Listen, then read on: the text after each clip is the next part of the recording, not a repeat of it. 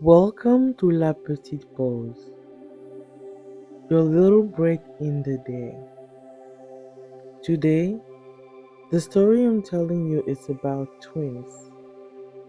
Born under a strange sky, at first they were feared, but they became the heart of their people. The title of the story is The Fire Twins, Luma and Sola.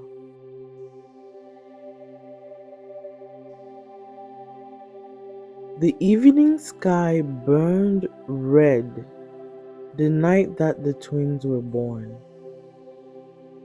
Clouds glowed like embers, and the midwives whispered that the ancestors must be watching.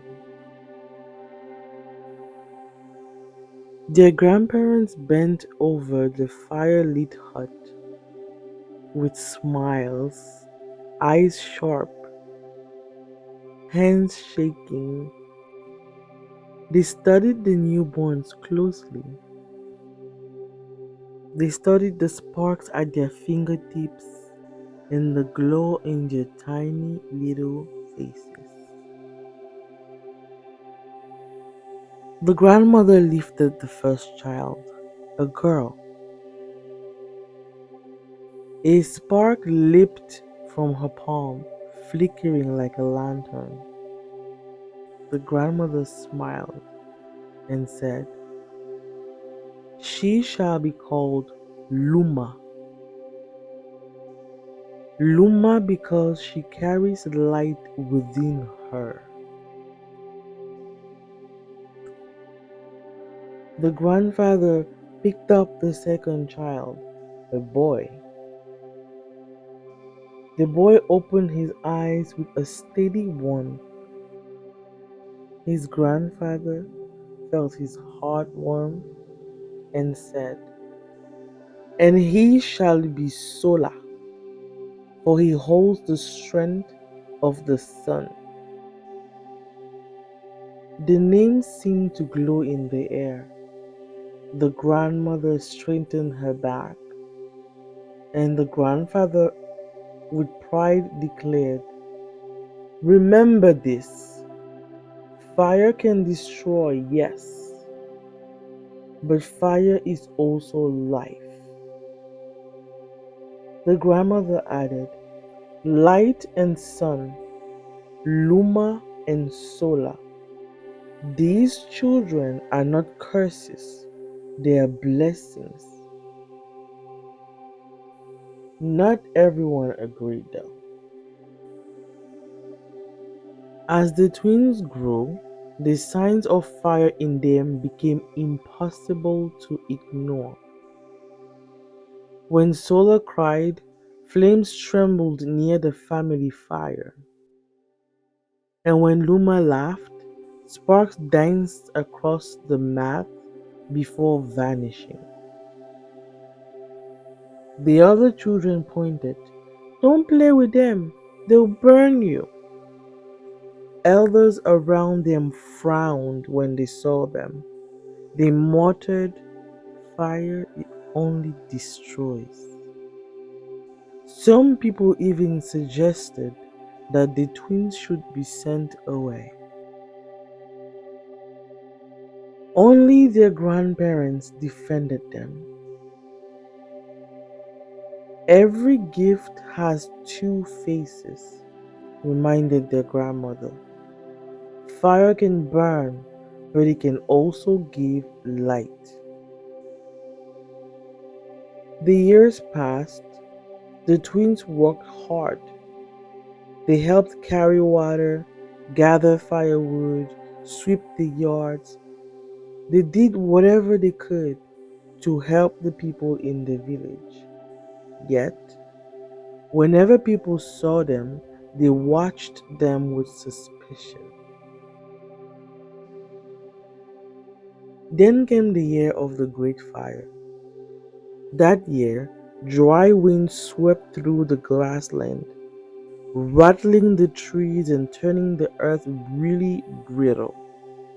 One evening, A cooking flame leaped into the tall grass.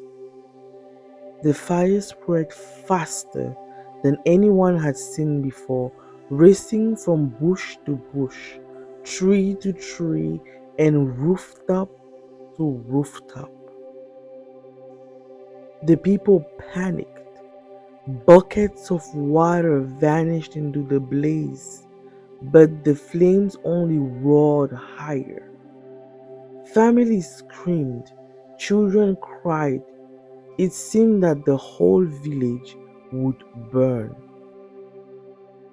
And then the twins stepped forward. Luma lifted her hands. Her sparks rose into the air, swirling around like fireflies, and the wild flames froze as though caught by an invisible net. Sola stepped into the blaze itself. Villagers shouted in terror, but he did not burn. With each stride, the flames bent toward him, shrinking, folding into his palms, until at last, they all vanished.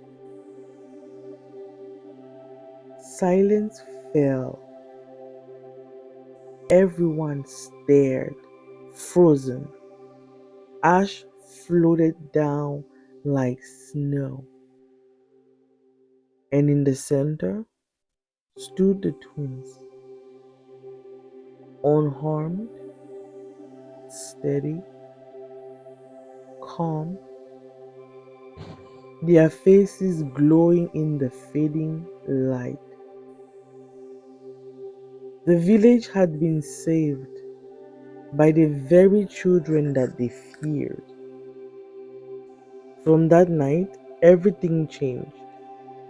No longer outcasts, Luma and Sola were asked to light the fires for festivals, to guard the village when dry winds blew, and to keep the fires alive during storms.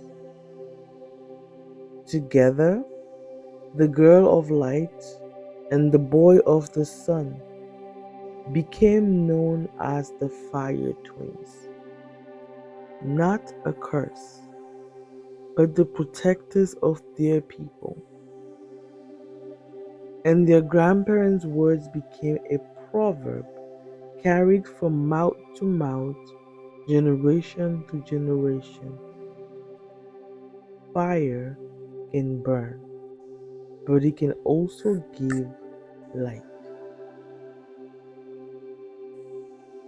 Thank you for taking this little break with me on La Petite Pause. I hope you enjoyed the story. I'll see you next story. Bye bye.